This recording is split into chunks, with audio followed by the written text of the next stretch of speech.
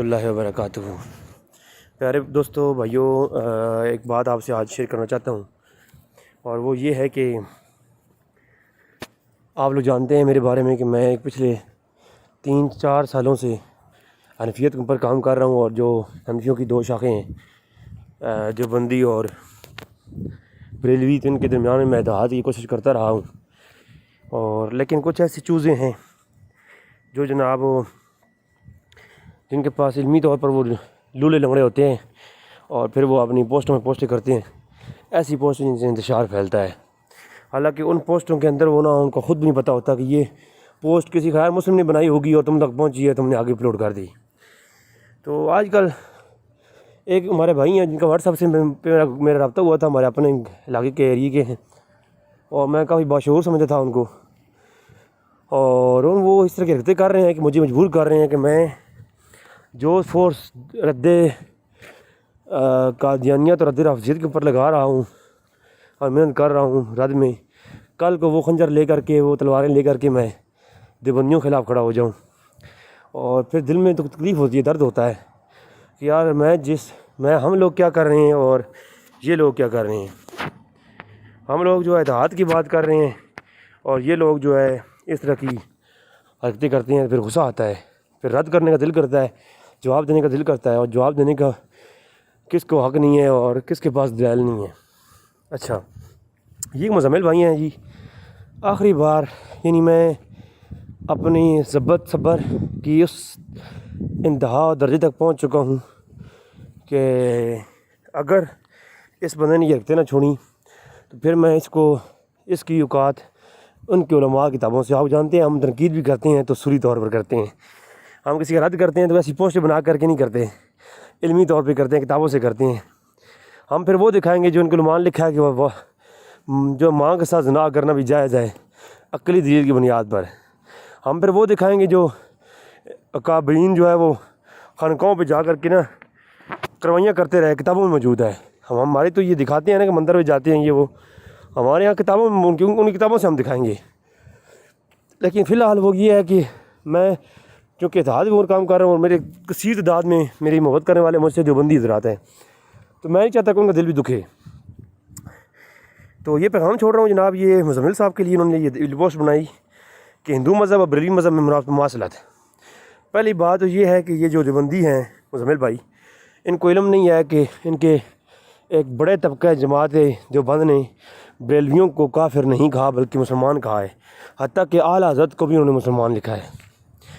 تو جب علماء کہہ رہے ہیں کہ وہ مسلم ہیں اور وہ کافر نہیں ہیں، اور ایک بندہ ان کو ہندوؤں سے یعنی کافروں سے تشبیہ دے، تو جو کافر نہ ہو اس کو جو کافر کہے اس کے بارے میں حکم کیا ہے؟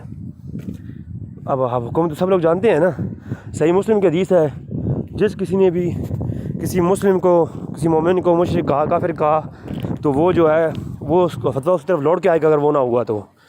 اب دو طریقے ہیں، یا تو مزمل صاحب جو ہے یہ ہندوؤں سے تشبیہ دے کر کے بریلیوں کو کافر کہہ رہے ہیں یا مشرک کہہ رہے ہیں، تو یا تو پھر یہ سچے ہیں اور ان کے علماء جھوٹے تھے، اور جنہوں نے مشرک کو مشرک نہیں کہا پھر وہ فتوے کی زد میں ہیں کہ ہندوؤں کے ساتھ تشبیہ دینے والا فرقہ بریلوی، ان کو مسلمان کہا ہے علماء دیوبند نے۔ اچھا، اب جو ہے علماء دیوبند نے تو کہا جی مسلمان ہیں، یہ کہتا ہے جی مشرک ہے، اب جو کافر وہ ہیں یا یہ ہیں، یا یہ ٹھیک ہے یا وہ غلط ٹھیک ہے۔ پھر کہا جی میں مندر جاتا ہوں، وہ مزار جاتے ہیں۔ جس بندے کو مندر اور مزار میں فرق نہ ہو، میں بالکل پیار سے سمجھا رہا ہوں، مندر اور مزار میں کل کو کوئی کافر کہے جی ہم مندر جاتے ہیں تم کعبے جاتے ہو، کعبے میں کیا ہے جی، ٹھیک ہے۔ اب کہ کس کا یہ عقیدہ ہے کہ کعبۃ اللہ میں اللہ رہتا ہے، اللہ کا گھر ہے جی، کیا اللہ وہاں رہتا ہے؟ اب ہندو آپ سوال کر دے، یہی ہندو نا، یہ اوقات ہندو کے سامنے بیٹھنے کی بھی نہیں ہے۔ ہمارے ساتھ ہندو رہتے ہیں، غیر مسلم رہتے ہیں، ہم روزانہ باتیں کرتے ہیں ان سے، ہم ان کو جواب دیتے ہیں، اس کا ہندو کے سامنے بیٹھنے کی اوقات نہیں ہے۔ ہندو اس سے کہہ دے جی ہم اندر جاتے ہیں، تم کعبۃ اللہ جاتے ہو، حج کرتے ہو، وہاں گھومتے ہو، پتھر مارتے ہو، وہاں پر کیا ہے؟ اللہ وہاں پر گھر میں ہے۔ جو بندہ یہ عقیدہ رکھے کہ اللہ کعبۃ اللہ میں رہتا ہے، تو اس کے بارے میں علماء اہل سنت کا کیا عقیدہ ہے؟ تو یہ عقیدہ تو نہیں ہے کہ ہمارا اللہ وہاں رہتا ہے، ہاں اللہ کا گھر ہے، اسے ہم اللہ کا گھر کہتے ہیں۔ تو کل کو کوئی کہے جی میں مندر جاتا ہوں تم کعبے جاتے ہو، تو کیا جواب دے گا یہ؟ تو میں اس کے اوپر یہ پوری ہر ایک لفظ کا جواب دے سکتا ہوں ایک طویل گفتگو ہو سکتی ہے. اور کتابوں سے یہ جو چیزیں اس نے لکھی ہیں یہ ساری تو دیوبند کے علماء نے کتابوں میں لکھ رکھی ہیں.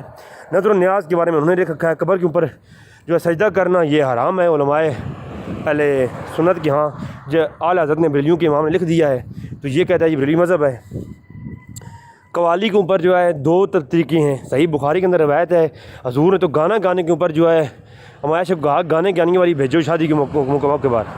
پھر مشکات شریف کے اندر حدیث موجود ہے, بخاری مسلم کی متفق علیہ روایت ہے. کہا جی کہ رسول اللہ صلی اللہ علیہ وسلم نے فرمایا کہ جس شادی میں تشہیر نہ ہو تو وہ نکاح ہی وہ حلال اور حرام کے درمیان میں فرق ہے. تو گانا سننے کے اوپر بھی علماء سنت میں 2 طریقے ہیں. عبدالغنی نابلسی نے قوالی سننے کے جواز پر پوری کتاب لکھی ہے جو کہ حنفیوں کا امام ہے. نہ بریلوی تھا نہ دیوبندی تھا, حنفی تھا, عالم تھا. ٹھیک ہے, تو اس کو جو ہے کیا کہتے ہیں علماء اہل سنت سب مانتے ہیں. تو عبدالغنی نابلسی نے کتاب لکھی قوالی کے عنوان پر.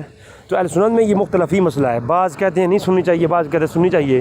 تو اب اس بارے میں آپ کیا کہیں گے جناب؟ یہ تو اہل سنت کے بڑے بڑے ائمہ نے اس کے اوپر کلام کیا ہے. ہاں, اب مزار اور مندر کی بات میں سمجھانے لگا ہوں بڑے پیار کے انداز سے. فی الحال یہ رخ جو ہے میں زید کی طرف کروں گا, مزمل کی طرف نہیں کروں گا. اچھا, ایک لڑکا ہے, ایک بندہ ہے, اس کی ماں بھی ہے, بہن بھی ہے, اس کی بیٹی بھی ہے. اب تینوں عورتیں ہیں. جیسا کہ مندر بھی پتھر ہے, مزار بھی پتھر ہے. ٹھیک ہے, دونوں یہ پتھر ہے. اسی طرح عورت ہے, عورت ہے, ماں بھی عورت ہے, بیٹی بھی عورت ہے, بہن بھی عورت ہے.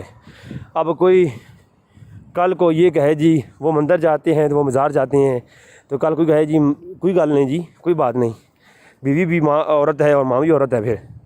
لیکن نہیں, شریعت نے جو ہے پتھروں میں فرق کیا ہے. کچھ پتھر ہیں جن کے بارے میں جو ہے اعلان فرمایا ان الصفا والمروۃ من شعائر اللہ. تے کچھ واتخذوا فی مقام ابراہیم مصلی. کچھ پتھر ہیں جن کا مقام کچھ اور ہے, ہیں سب پتھر, اور کچھ مندر کے پتھر ہیں ان کا مقام کچھ اور ہے. لہٰذا ان چیزوں کو سمجھنا چاہیے.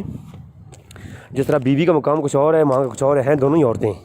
ٹھیک ہے, اب ماں کے قریب جائے گا تو گناہ ملے گا, بیوی کے قریب جائے گا تو پھر وہ حلال ہے تمہارے لیے. اسی طرح مندر میں جائے گا تو تمہیں غلط ہے تو غلط ہو تم.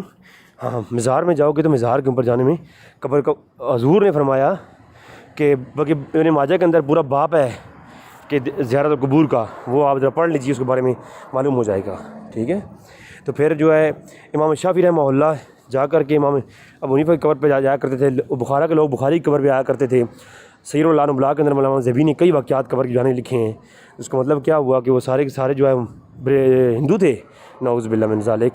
حضرت بلال بن حرس المزنی ابن حجر نے فتح باری کے اندر صحیح سند کے ساتھ روایت کیا, ابن ابی شیبہ کے اندر صحیح سند کے ساتھ موجود ہے. بلال بن حرس المزنی جو شام سے گئے حضور کی قبر انور پر, تو جا کر کے وہاں اپنا جو ہے سر زمین پہ رکھ دیا. تو کیا پھر وہ علماء فرمائے کیا حکم لگاؤ گے؟ تو یہ چیزیں اس طرح کی نہ کیا کریں. اللہ تبارک و تعالیٰ سے دعا ہے کہ رب تعالیٰ ہمیں حق جانے کی توفیق عطا فرمائے. وما علینا الا البلاغ المبین.